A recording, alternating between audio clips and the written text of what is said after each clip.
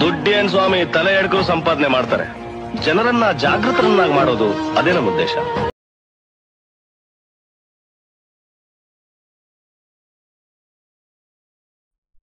Ramamurthy sir ಇಲ್ಲೇ ಇದ್ದಾರೆ. ಯಾಕಂದ್ರೆ ಕೆಲವ್ರು ಹೇಳಿದ್ರು ಕತೆ ನಾನ್ ಮಾಡಿಸ್ದೆ, ಟೈಟಲ್ ನಾನ್ ಕೊಟ್ಟೆ.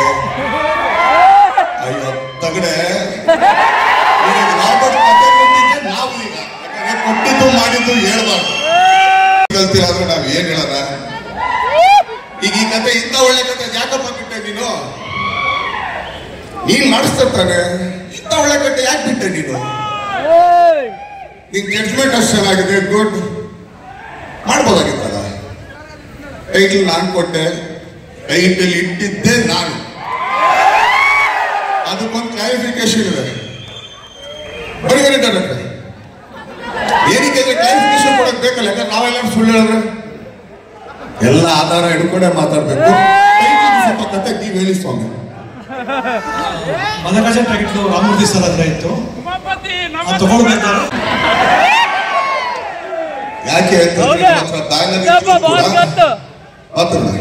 ಯಾಕಂದ್ರೆ ಕ್ಲಾರಿಫಿಕೇಶನ್ ಕೊಟ್ರೆ ಕರೆಕ್ಟ್ ಆಗಿ ಕೊಡ್ಬೇಕು.